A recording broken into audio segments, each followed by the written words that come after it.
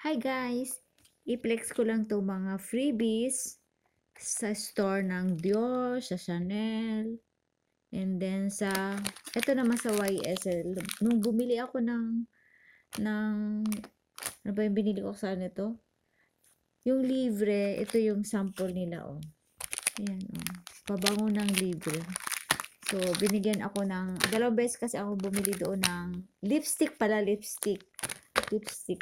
So, ito yung ano nila, send niya. So, nagustuhan ko yung send niya. So, bumili ako nito. Ang ganyan. So, ang dami ko ng papasalubong. Ito naman sa Jador. Ayan, mga freebies. Mga sample nilang free sample nila. Pinapatry sa'yo. So, ito naman sa Chanel o lotion sa face.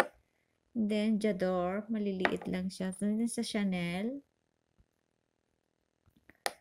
And then, sa Dior. And then, ito naman ay si Miss D. Ayan. Ayan, mga freebies. So, ito sa Chanel naman, lipstick naman to guys. Sa lift naman to. Ayan, mga free nila. Free.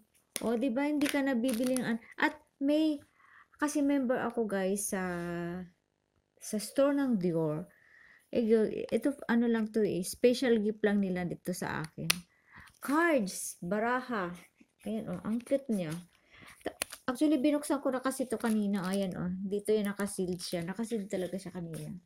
Oh, baraha siya. Baraha ng Dior. Oh. Magbaraha tayo, guys. Ayan, ang baraha. Okay.